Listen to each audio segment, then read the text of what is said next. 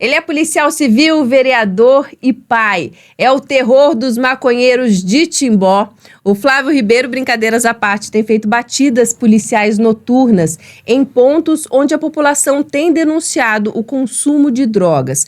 A gente vai conversar um pouquinho sobre essas batidas que tem encontrado muitos jovens. Eu quero entender nessa entrevista o perfil desses jovens, Flávio, e também tem encontrado muito sofrimento, muita dor, muita história difícil que ele tem tentado ajudar. Então a gente vai bater um papo. Bom dia, seja bem-vindo novamente ao nosso podcast. É nosso segundo encontro aqui, não é? Bom dia. É uma honra muito grande estar aqui novamente. Obrigado por abrir as portas e eu espero que seja mais uma entrevista muito bacana e esclarecedora para toda a população de Timbó.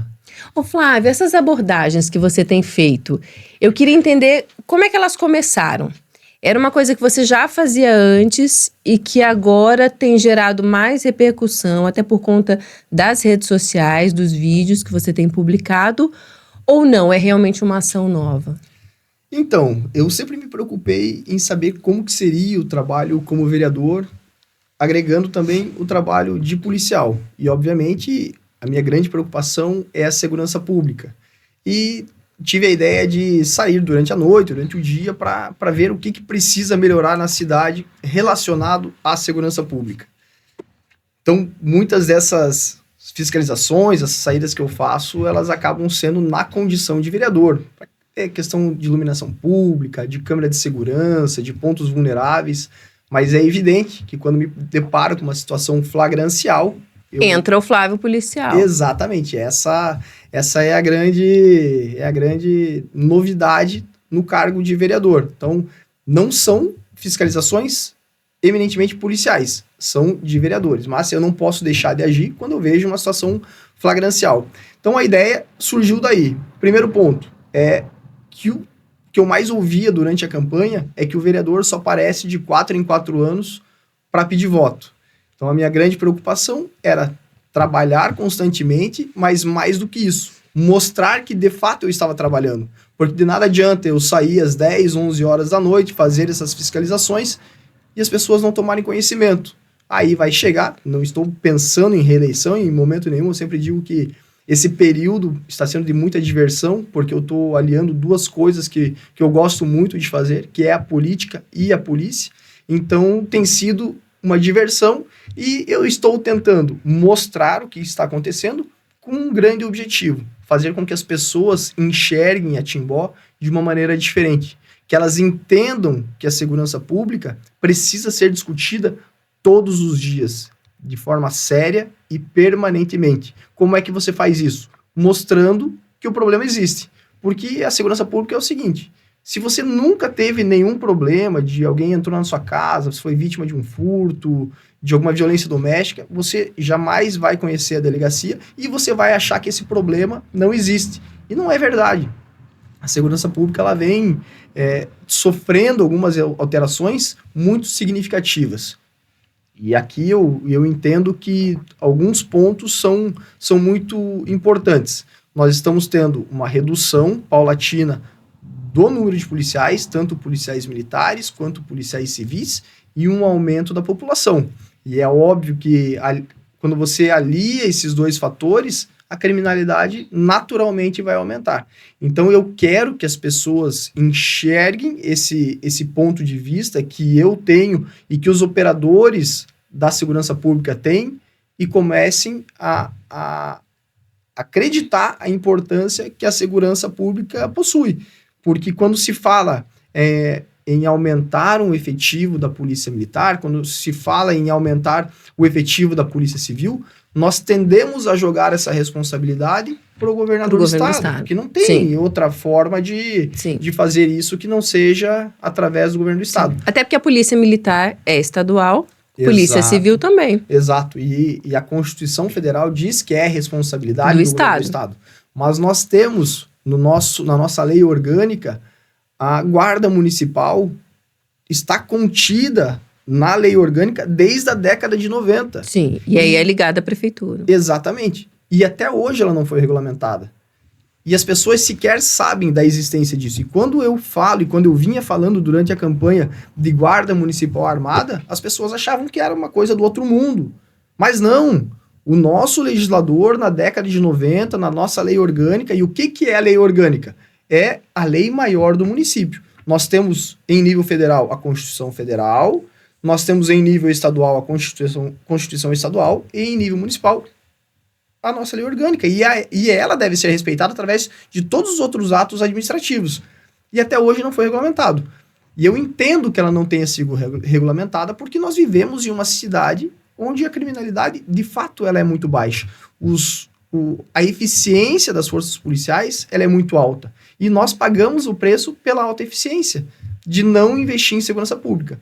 Mas o problema é o seguinte, a população, de uma maneira geral, os próprios órgãos de imprensa só começam a dar a importância para a segurança pública quando os índices de criminalidade estão muito altos ou quando algum crime bárbaro acontece. E esse foi justamente o discurso que eu prestei quando eu assumi como vereador durante 31 dias. Eu falei exatamente isso, e no dia seguinte houve aquele atentado à creche de Blumenau e todo mundo começou a discutir segurança pública. Ou seja, a gente costuma discutir, entrar mais a fundo na questão, quando a gente chega na outra ponta lá da consequência. Exatamente. Enquanto a gente pode estar discutindo aqui na prevenção para não chegar lá. Não tenha dúvida. O que é que falta para ter a Guarda Armada em Timbó? Primeiro, eu acredito que seja a vontade da população. As pessoas precisam entender que isso é, de fato, importante e urgente. Nós precisamos que as pessoas que são as maiores geradores de riqueza, digamos assim, os grandes empresários, também comprem essa ideia e, posteriormente, que o prefeito entenda que isso, de fato, é salutar. Essa discussão, ela precisa ser uma discussão muito ampla, envolvendo toda a comunidade e desprovida de paixões. As argumentações, elas têm que ser técnicas, lógicas e pouco passivas, pouco motivacionais, pouco emotivas, digamos assim. Talvez uma audiência pública na Câmara para tratar do assunto. E, obviamente, precisa ter recursos financeiros para que isso ocorra. Na gestão passada, o prefeito chegou a fazer uma análise prévia do custo que isso geraria aos cofres do município e ficaria em torno de 1% da nossa arrecadação, mais ou menos, ficaria abaixo de 1%, para falar a verdade. E muito se fala a questão de viaturas, de armamento, de colete, e eu entendo que esses gastos, eles sequer precisam vir dos cofres do município, porque hoje grande parte do dinheiro que vem, ou das verbas que vem para vários setores, quer seja saúde, educação, infraestrutura, a gente consegue através dos senadores, dos deputados estaduais, deputados federais, através das emendas parlamentares. E eu sempre gosto de desafiar, dizendo que se nós conseguirmos implementar a Guarda Municipal Armada ao longo desses 4 anos, eu faço uma brincadeira apostando que o município não gastaria nem um centavo com esses equipamentos, viaturas, armamentos, fardamentos. Tudo viria da sociedade. Tudo através das emendas parlamentares. Das de emendas. Recursos buscados em Brasília, em entendi. Florianópolis. E os empresários entrariam como nessa história? Você falou que precisa do apoio deles. Chancelando, porque Entendi. é evidente que os empresários eles são muito ouvidos quando o prefeito ele toma uma decisão dessa envergadura. Afinal de contas, cada escolha é uma renúncia. Quando você opta por criar um gasto público, e a gente não pode, eu gosto muito de falar que isso não é um gasto, é um investimento, porque você está gerando qualidade de vida, você está gerando segurança pública, mas é evidente que se esses recursos estão sendo empregados na segurança pública, eles vão deixar de ser empregados em outros lugares. Na outra ponta. Ou em infraestrutura, ou em saúde, enfim. E são sempre bens jurídicos extremamente importantes. Então, quando eu optei em sair às ruas para fazer essas fiscalizações, eu quero mostrar para a sociedade talvez um lado da cidade que as pessoas não conhecem. E graças a Deus isso tem repercutido bastante, muito mais do que eu imaginava. Tenho recebido muito apoio, tenho percebido uma diminuição também no número de pessoas que saem para as praças públicas, enfim, para os lugares para cometer esses pequenos delitos e perturbar essa ordem pública. Sabe, Flávio, que outro dia eu gravei ali na Praça do Cicloturismo, que está sendo construída, está quase pronta ali, né, ao lado da Bierdã. E um comentário na rede social era assim: ah, que maravilha, mais uma praça para os maconheiros.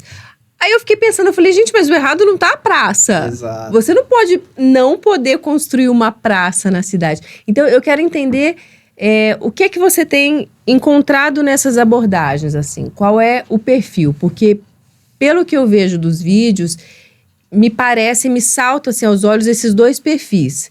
De uma garotada, me parece que é gente jovem, usando maconha nos espaços públicos, e pessoas mais velhas, sofridas, que estão em condições muito mais complicadas, muitas vezes fazendo uso de droga pesada, né? Que a gente está falando mais do crack, que é uma droga mais ligada até à desigualdade social, por ser uma droga mais barata. Então, me parece que são esses dois perfis. É isso? É exatamente isso. A gente vê os usuários nem sei se posso falar aqui, mas acho que sim, maconha, que... Bom, eu já falei, já chamei até de maconheiro. Então é que às vezes a rede social, ela restringe, né? Então, Sim. os usuários de maconha, que é uma droga, digamos, mais recreativa, usado por um público bastante jovem, que ainda quer ser contra o sistema, que está passando por um período de rebeldia, descoberta, de rebeldia, explosão de hormônios. Me parece que esse é um público que eu digo que é tranquilo de trabalhar, é um público que dialoga muito fácil, que expõe seus motivos e que ao mesmo tempo ele quer aparecer, porque ele não se contenta simplesmente em usar a droga dele em um lugar escondido. Ele quer ir para um lugar onde tem o público, onde tem uma aglomeração de pessoas, para justamente mostrar ao menos a grosso modo é isso que eu vejo. E, por outro lado, um público que me preocupa bastante, que são os moradores de rua, que são as pessoas que estão no estado de vulnerabilidade muito grande. E o problema, justamente, da maconha é que se você para e conversa com esse público que está numa dependência muito forte do álcool, do crack, todos eles foram usuários de maconha em algum momento. Então, é essa preocupação que eu tenho com os jovens, que a maconha, assim como o cigarro e o álcool, é sempre a droga de entrada. E aí acaba declinando, acaba indo para um vício mais pesado no álcool, que é uma droga extremamente perigosa. Muito, a gente fala do crack, mas o álcool é uma droga extremamente danosa, justamente porque você tem esse uso recreativo e esse uso que legalizado, socialmente aceito. Eu ia comentar isso, Flávio.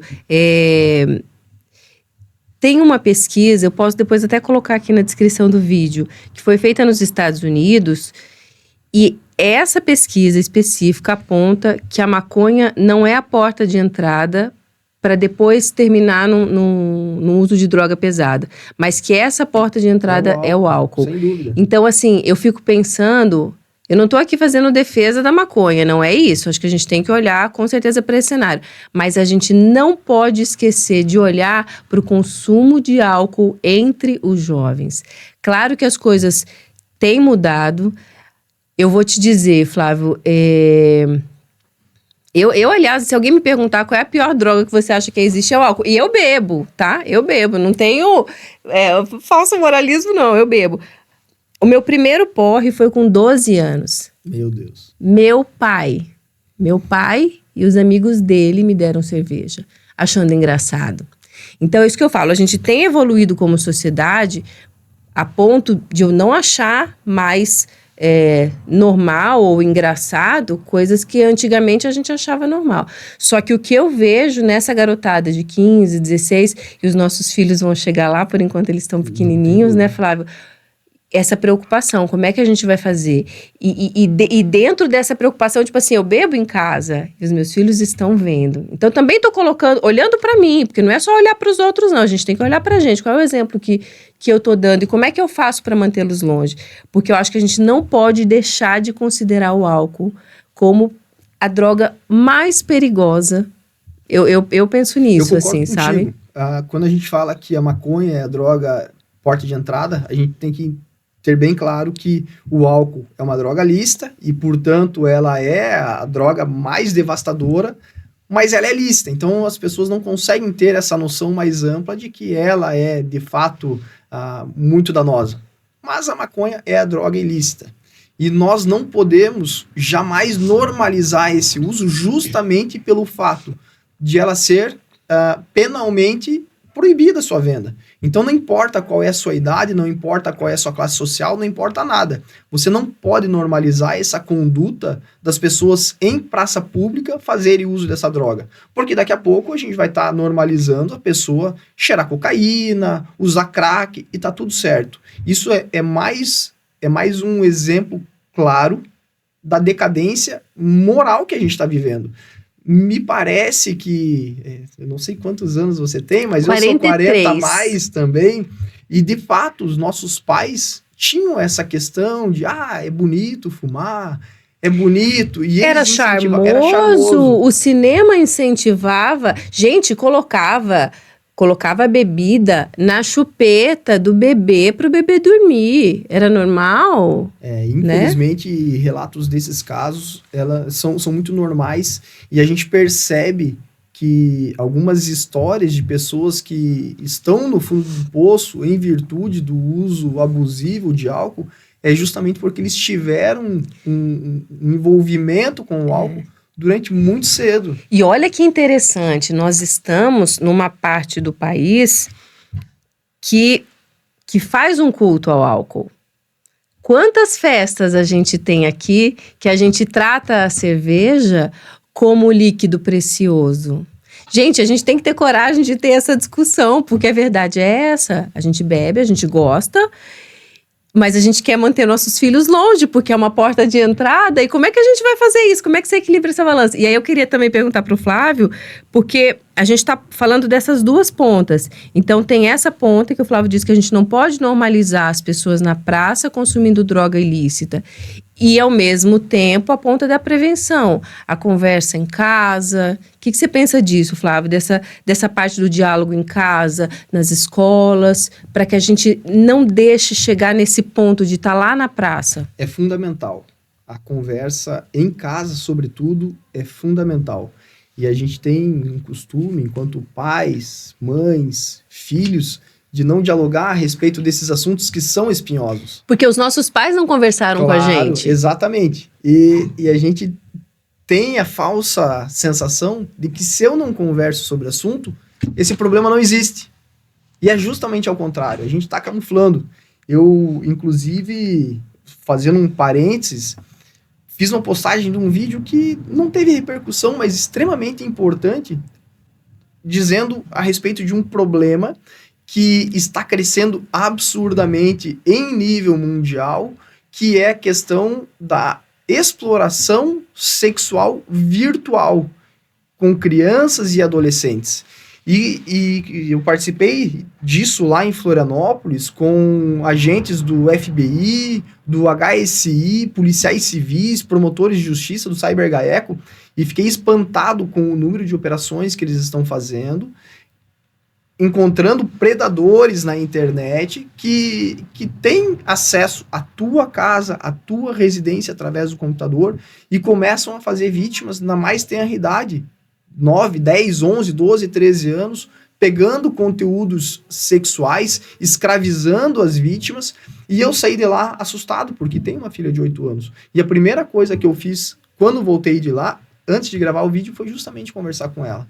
Porque eu tinha a sensação, na condição de policial e pessoa que se considera esclarecida, de que ela estava segura na minha casa. Mas não está. Então nós precisamos conversar sobre todos os assuntos, sobre drogas, sobre a sexualização, mas eu penso que aqui é importante a gente conversar sobre sexualização no momento adequado, não antecipar alguns assuntos. Você consegue entender qual é o nível de maturidade dos teus filhos, ou ao menos você deveria entender. Eu fiquei surpreso, agora a gente saiu da Páscoa e a minha filha está com 8 para 9 anos, já passos largos para os 9 anos, e ela ficou encantada quando ela chegou. A gente foi passar a Páscoa na casa da avó, e quando ela chegou na nossa casa, tava a cestinha lá, dela, ai, mamãe, papai, olha só, o coelhinho deixou aqui, e é para mim, porque eu tinha pedido para me deixar isso, e ele deixou. Então é óbvio que eu não vou falar sobre sexualização para uma criança que está pensando em Coelhinho da Páscoa. Mas essa criança já está acessando joguinhos pela internet e eu preciso falar dessa importância de não conversar com pessoas estranhas, de não se expor, de não falar sobre seus dados. Então, eu, enquanto pai, enquanto pessoa madura, e a minha mulher também, nós é que temos que ter esse discernimento de quando introduzir essas questões. E eu fico pensando também que eles dão esse ponto pra gente. Eu não deixo meus filhos sem resposta, Flávio. De nada. Nada. Não tem nada que eu responda assim, isso não é pra tua idade. Isso você não é capaz de entender. Eu falo assim, a mamãe vai tentar explicar do melhor jeito isso que você tá me perguntando. Porque aí eu começo a fazer pergunta... Porque às vezes... Pra saber onde ele quer chegar. Pra saber onde ele quer chegar. Porque às vezes você tá achando que a criança tá perguntando alguma coisa, porque você tá medindo na tua régua de adulto. E ele tá numa régua de criança, perguntando uma... Ele ouviu dizer, ele não sabe nem, né? Então, essa balança, ela é muito difícil, muito difícil. E o Flávio fez um alerta importante, assim. O perigo não tá só fora de casa, não tá só na maconha da praça. O perigo tá dentro de casa, com o celular, né? Eu acho que a gente ainda vai chegar num ponto de discussão de maturidade, de entender que, desculpa, ter celular é para depois dos 16, 17, sei lá, meus filhos não têm. E assim, cada dia mais você fica com mais medo, porque você não tem essa conversa de comigo não vai acontecer. A gente não sabe, a gente não tá preparado, a gente não cresceu com isso. Você não cresceu com isso, a gente tem mais ou menos, acho que a mesma idade. Não fez parte da nossa vida. Exatamente. As consequências a gente só vai conseguir medir lá na frente. Então, são assuntos que ainda são desconhecidos, que a gente está medindo, calculando como é que vai ser, mas a gente precisa discutir. E é extremamente importante essa intimidade que a gente tem com os nossos filhos para cercear. Para evitar ou para diminuir as chances que isso ocorra. E mais uma vez, eu volto na questão da Guarda Municipal Armada, porque eu sou um entusiasta da educação. Eu entendo que a família é o primeiro grande berço dos valores, da educação, da proteção, e a escola é o segundo grande berço, a segunda grande incubadora que a gente pode fazer isso. E precisa de parceiros, precisa de ferramentas. E no período que eu fiquei na Polícia Militar, eu trabalhei no PROERD, que era o Programa Educacional de Resistência às Drogas.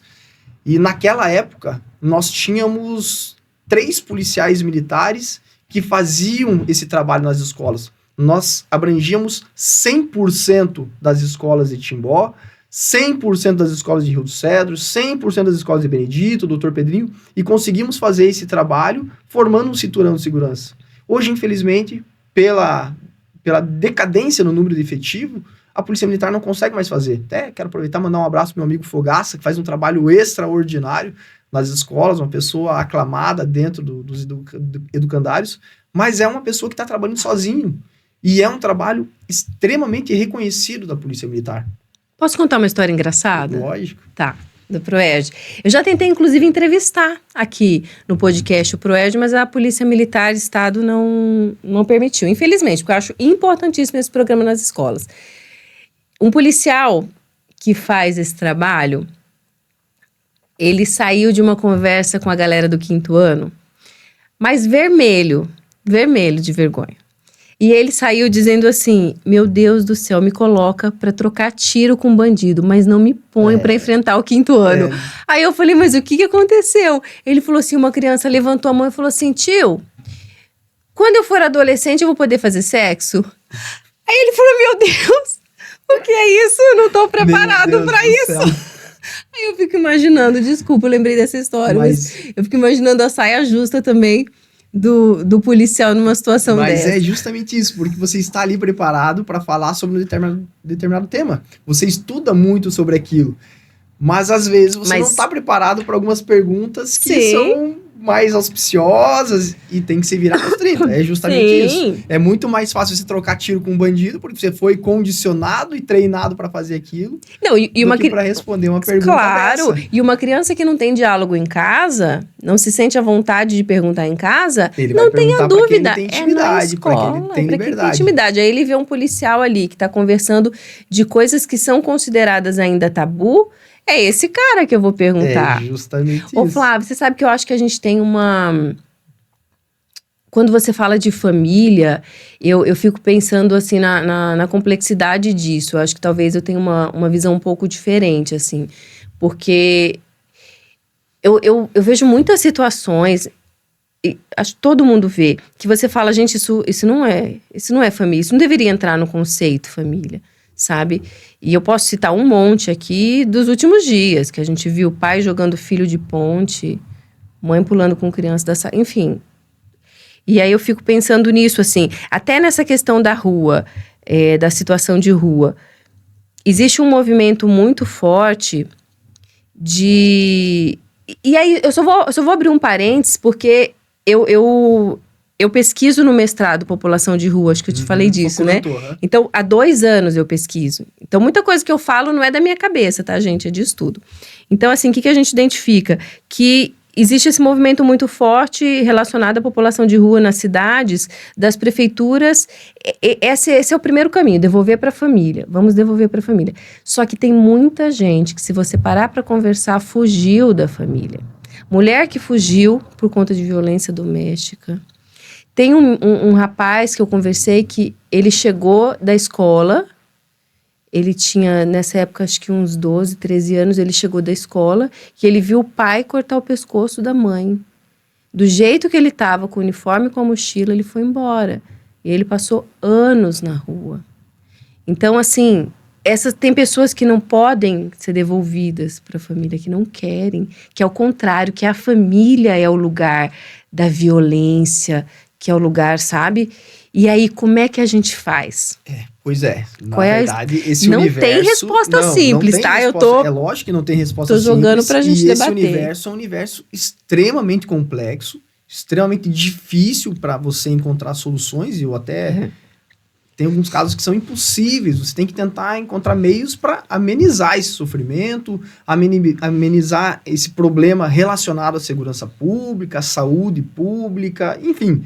Mas o que me parece é que a imensa maioria dos casos, e eu não posso citar números porque estaria sendo leviano, que não tem um estudo nesse sentido, mas é que a imensa maioria está ligado ao uso de drogas lícitas, como o álcool, e ilícitas. É evidente que no meio desse universo vai ter pessoas com transtornos mentais, com problemas psicológicos, com dramas familiares envolvendo violência, onde ele não tenha sido o causador desse conflito, mas o foco principal nas minhas atuações e o que eu vivencio hoje da experiência de polícia e agora como vereador é que as drogas são responsáveis pela imensa maioria dos casos.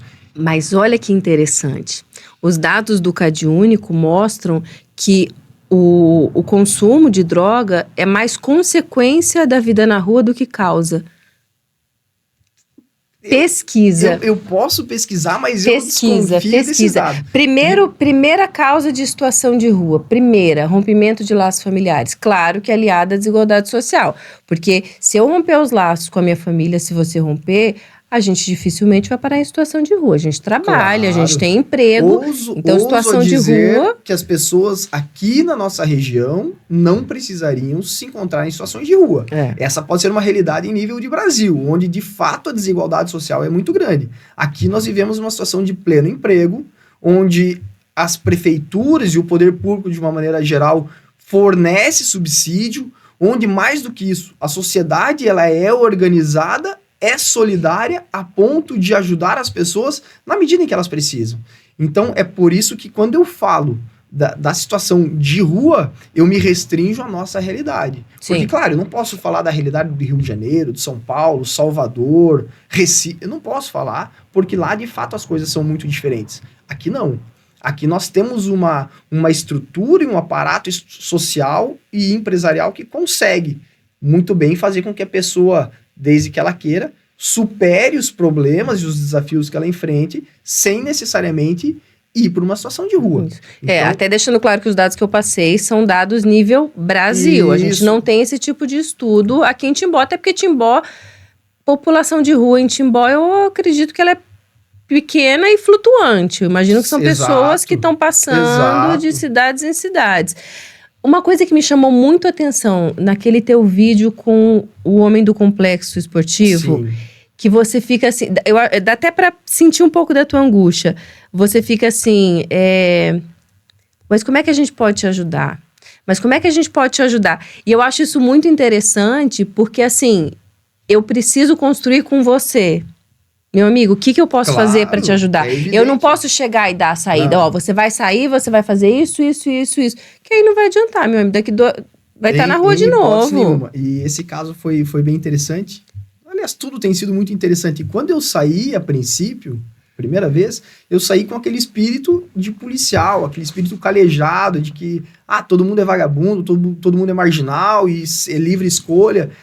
Mas algumas conversas me fazem perceber que, de fato, há um conflito familiar muito grande e a gente sempre fica naquela, vou publicar, não vou, até que ponto? São alguns conflitos morais, éticos, que eu até então não estava acostumado a fazer, mas entendo que se Deus me abençoou para estar nessa função e tem me clareado, aberto algumas portas, é porque eu preciso fazer.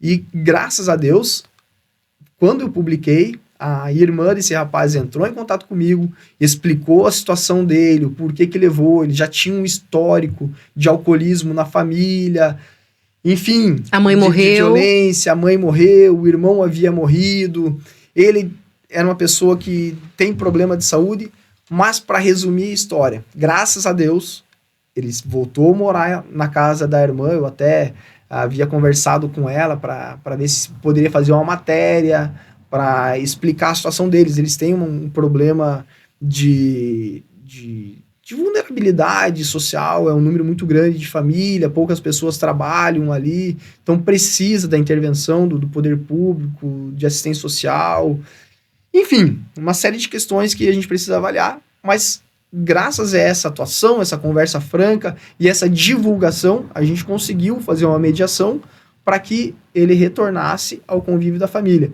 E foi bem legal porque logo depois que ele foi lá, eu fui conversar, expliquei a situação para ele, o que ele podia, o que ele não podia fazer, até, enfim, existe toda a questão envolvendo o judiciário, que a irmã precisa pedir autorização, mas eles tomam essas decisões e não perguntam se está certo ou não, a gente só tenta orientar e explicar, e ela me mandou um vídeo da outra irmã, preparando o café da manhã dele, 5 e pouco da manhã, dela, Flávio, muito obrigado. Então isso é uma coisa extraordinária, que não há dinheiro que pague no mundo, é uma satisfação pessoal muito grande, poder efetivamente ajudar. E eu ressalto, esse não é o trabalho do vereador. O trabalho do vereador é fiscalizar o executivo e legislar, mas é o trabalho de qualquer ser humano que tenha o mínimo de empatia e que siga os preceitos de Jesus Cristo. Amai o próximo como a si mesmo. Eu acho que essa é o grande privilégio de estar nessa situação. Fantástico, Flávio, porque tudo isso aconteceu e essa pessoa não está mais em situação de rua, está num teto, protegido, alimentado, não está passando frio, o inverno vem aí, porque você escolheu se importar. Porque se importar é uma escolha. E também isso é muito interessante, assim, essa visão, ela é bem compartilhada, essa visão de que pessoa em situação de rua é gente que está na rua para usar drogas. E a mídia faz um trabalho, em geral, bem bom para difundir isso. E não é que seja mentira, mas é incompleto. Tem gente que está na rua só para usar droga? Tem. Tem gente que está na rua é criminoso, é violento? Tem, claro que tem. Agora, tem gente trabalhadora? Tem. Tem gente que está na rua porque perdeu o emprego, porque brigou com a família. Tem N situações.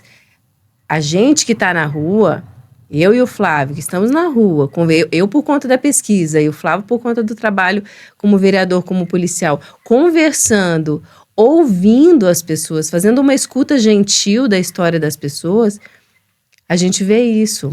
Tem muita gente que precisa de uma casa em primeiro lugar, de um emprego, de um banho quente, não é isso?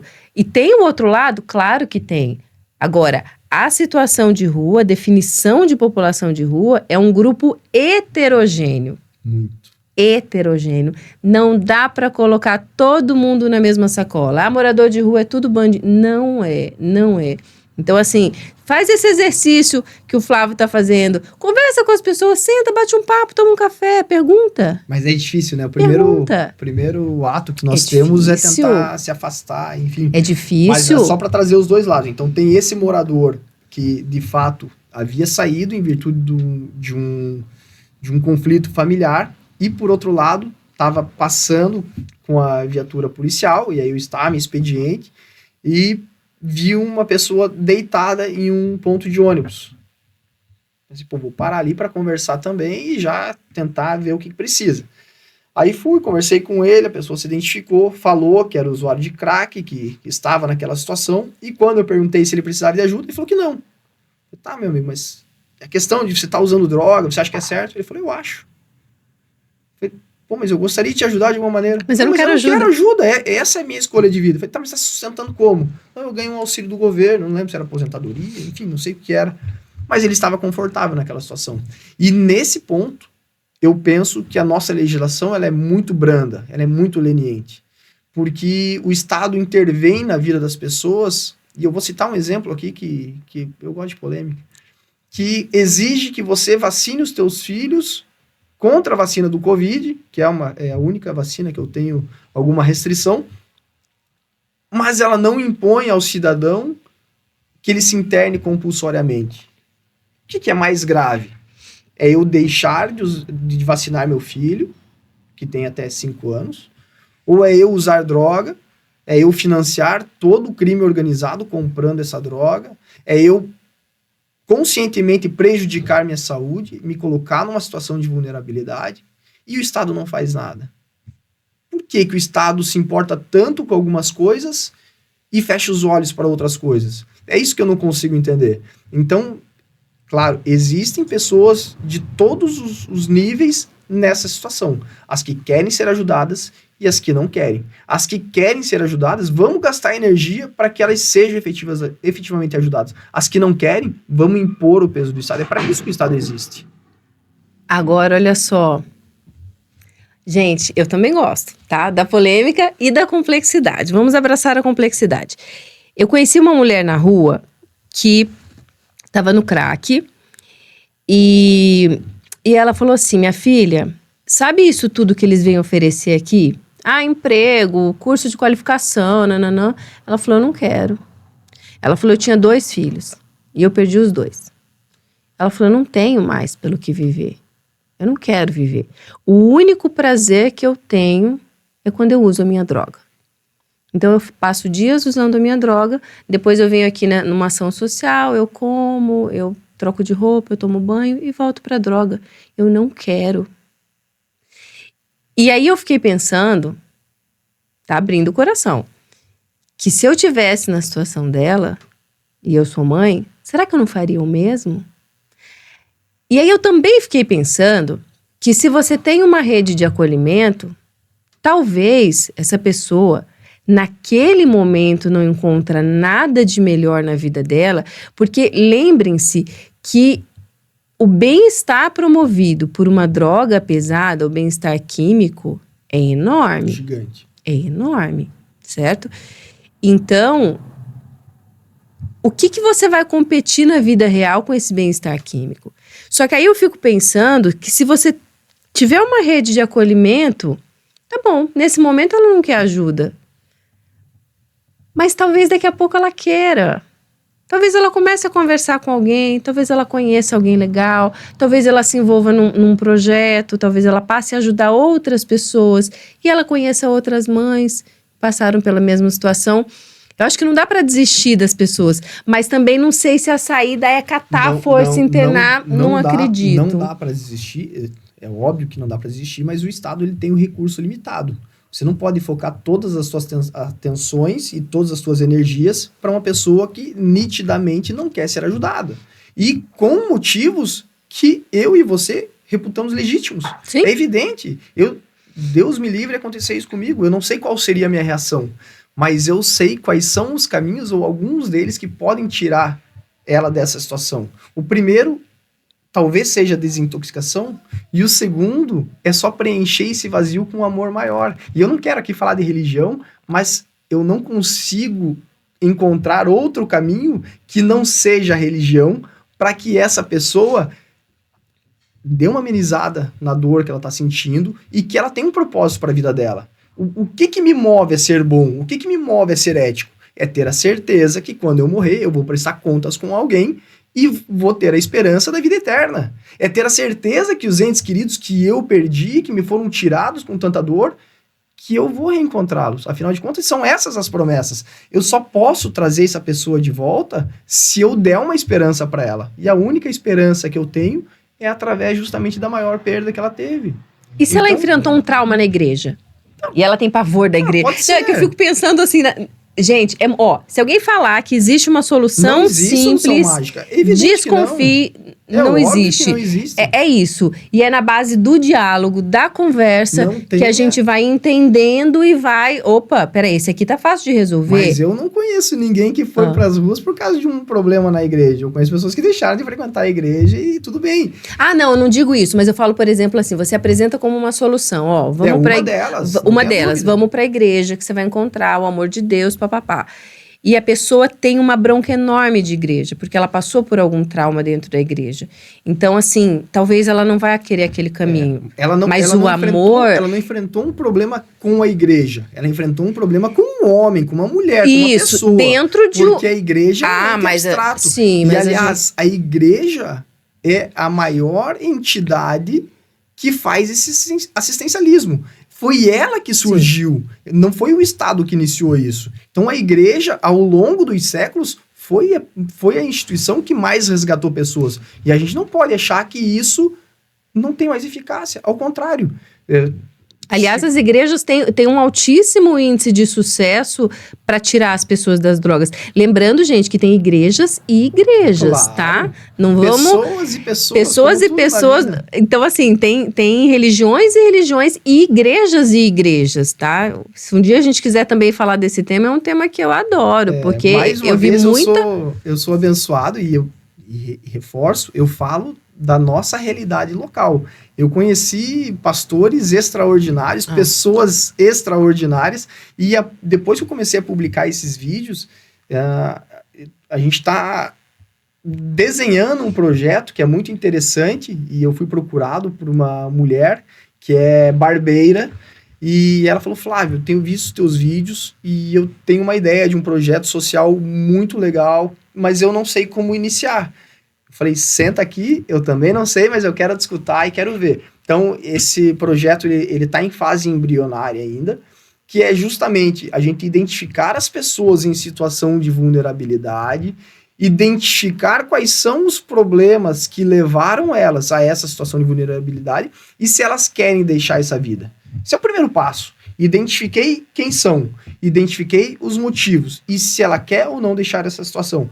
E aí, a partir disso, saber se ela tem alguma profissão ou não. E essa barbeira, ela quer fornecer cursos de barbeiro, porque ela tem uma deficiência de mão de obra muito grande. Ela atua sozinha e aí, se ela fica doente, não tem ninguém para tocar o salão e ela quer profissionalizar essas pessoas.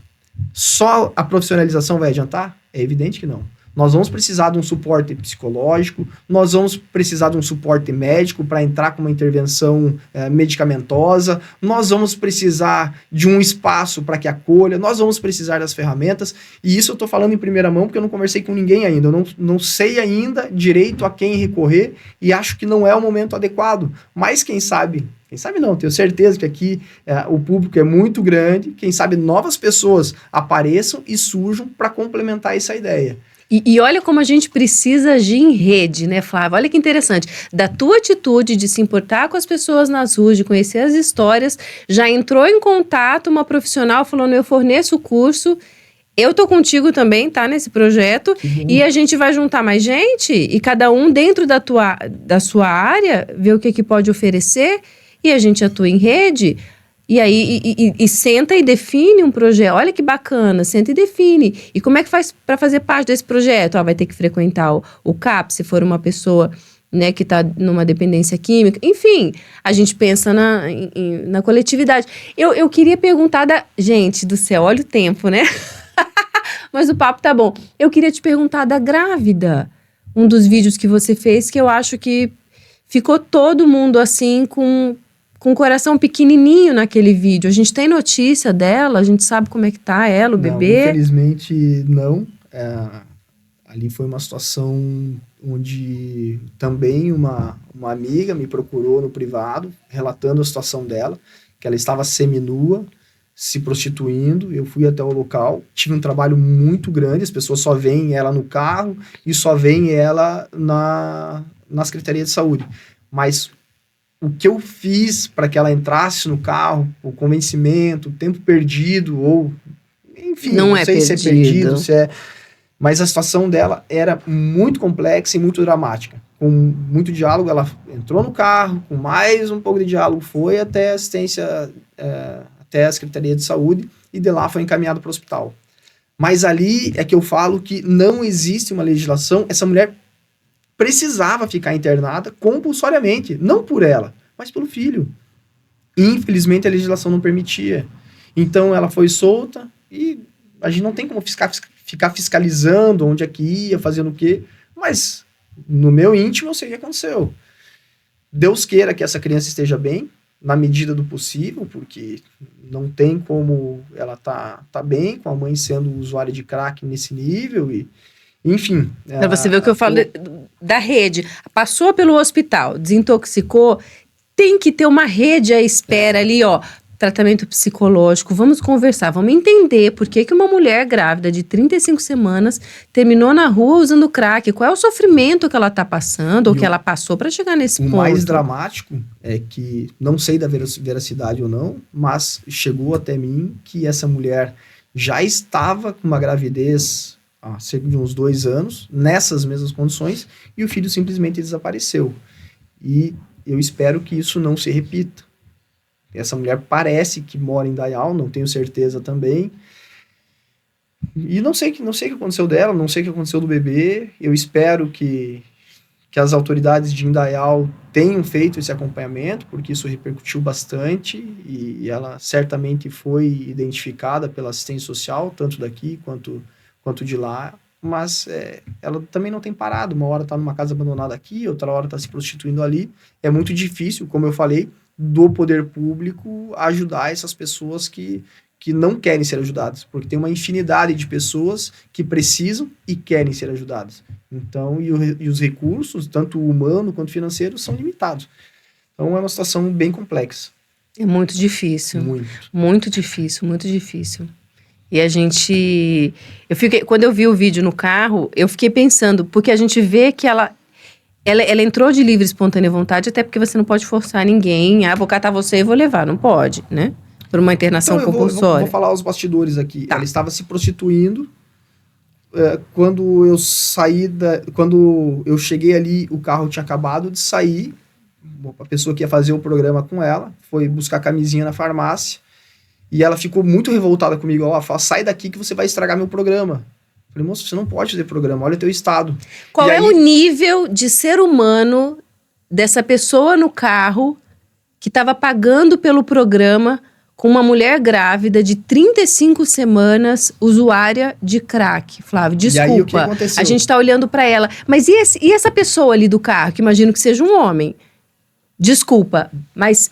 Pra mim, então, me causa uma revolta tão grande. Imagino o que eu tava sentindo na hora. E como é que eu ia fazer para essa pessoa alucinada aceitasse minha ajuda. E eu achei que o cara não ia voltar. Porque ele voltou? Ela estava num estado deplorável. Ele voltou. Eu fui até ele. Tu falou com ele? Conversei com ele, expliquei a situação. Falei, meu amigo, provavelmente você é casado. Você ia fazer programa com ela. Me dá esse dinheiro aqui, que ela precisa desse dinheiro para eu fazer o convencimento. Tu pode me ajudar? Ele falou, não, cara, muito obrigado, eu sou casado, eu preciso conversar contigo depois. Aí ele me deu R$40 e eu falei, eu vou te dar esses R$40, queria fazer o programa. Entreguei para ela o dinheiro e aí sim eu consegui fazer convencimento para que ela fosse, senão ela não ia comigo. Só assim ela conseguiu ir. E aí ela comprou um corote, comprou uma carteira de cigarro para se acalmar e fez esse encaminhamento. Senão ela não iria. Em hipótese nenhuma, eu não tenho poder para colocá-la no carro à força. Não tenho poder e jamais faria isso. Mas tive que fazer essa manobra consentida pelo cara. E o que a gente faz com esse homem? com esse homem que tá explorando uma mulher vulnerabilizada nessa situação. O que a gente faz, Flávio? O que a gente faz com esse homem? Não faz nada. Não te revolta? Revolta, mas eu prefiro. E você olhou nos olhos dele. Ai, que ódio. Não, mas... Não, assim, eu não o que você deve estar sentindo... Gente, você vê uma pessoa... Olha a diferença da atitude. Olha a diferença da atitude. Você vê uma mulher grávida nessa situação e o Flávio tentando ali, buscando formas de ajudar. E, ao mesmo tempo, você tem um outro homem na parada tentando explorar aquela mulher. Pagando R$40 para fazer um programa com uma mulher grávida usuária de crack, que precisa de ajuda. Eu prefiro olhar pelos olhos de que Deus usou nós dois para poder pegar essa mulher e levar para lá. Porque se ele não tivesse ali, eu também não iria conseguir levá-la para lá. E aí, depois eu liguei para ele. Depois eu liguei para ele. Falei, cara, eu preciso conversar contigo. Porque tu tomou uma atitude duplamente errada. Você estava, primeiro, traindo a tua mulher, traindo a tua família. Segundo, você estava explorando uma situação, uma pessoa numa situação deplorável, cara. Isso aí não... Ele, me agradeceu e tal. E sempre que eu posso, eu tento fazer com que a pessoa enxergue o caminho que ela está trilhando e venha para o caminho da verdade. Às vezes a pessoa precisa ser constrangida para seguir por um caminho decente, digamos assim. Então, eu quero acreditar que foi Deus que usou ele para que eu pudesse levar essa mulher para lá e pudesse trazer luz para um assunto que é extremamente importante. É óbvio que naquele momento ele foi um canalha, foi uma pessoa muito baixa, mas a verdade é que se voluntariamente ele não tivesse me dado o dinheiro, eu também não tinha dinheiro ali, talvez nem me passaria pela cabeça fazer isso, eu não teria levado ela para assistência social, não teria levado ela para o hospital, e talvez ela não tivesse sido identificada ali pelas autoridades do município de Indaial. Então, eu sempre procuro olhar as coisas por uma boa perspectiva, né? Porque problemas todo mundo consegue enxergar. E quais são as soluções? Eu acho que essa Fácil é a grande não sacada. tem nenhuma. Fácil não tem nenhuma. Gente, nós estamos quase 1 hora conversando. Eu tinha tanta coisa mais para perguntar. O que a gente faz? Eu acho que a gente vai ter que marcar mais um podcast. Acho que a gente vai ter que fazer mais um podcast, gente, porque é o seguinte... Porque tem uns projetos de leis importantes aí pra falar, né? A gente tem projetos importantes. E aí, Fábio, a gente continua, marca mais um? Vou pedir ajuda aqui pro diretor. Marca outro? Ou posso continuar? Continuar, marca... Ah, não, ele já tá fazendo assim pra mim, ó. Gente, é que o papo foi muito bom. E, assim, a gente tocou em temas muito complexos. E eu gosto demais desse espaço aqui para isso, Flávio. Gostei demais da tua presença aqui. Obrigado. E já tá feito esse convite para um próximo podcast e já vê na tua agenda, porque a gente precisa falar desses teus projetos. Então, assim, seguimos, né? Quer deixar uma mensagem final depois dessa conversa? Eu quero agradecer o espaço, agradecer a Deus por ter aberto tantos caminhos, por ter colocado pessoas extraordinárias, por estar colocando pessoas extraordinárias no meu caminho. E espero que, de fato, esse projeto, que ainda é embrionário, ele possa sair do papel, que a gente consiga parceiros para encabeçar isso daí. Tenho pedido a Deus que todas as pessoas que entrem no meu caminho, entrem sem vaidade. Talvez o maior desafio na política brasileira seja as pessoas não terem vaidade, fazerem o que realmente é certo e saberem que fazer o certo é sempre o caminho mais difícil. E na nossa vida pessoal, também nós temos que fazer sempre o que é certo, independente do que está acontecendo, se está todo mundo fazendo errado, o certo vai continuar sendo certo. Então, mais uma vez, obrigado pelo espaço, foi uma honra conversar com vocês e estou à disposição, sempre que me chamarem, estou de pé e à ordem. Então, beleza, a gente se vê no próximo podcast com o Flávio, porque a gente tem muito mais assunto para conversar, gente. Tchau.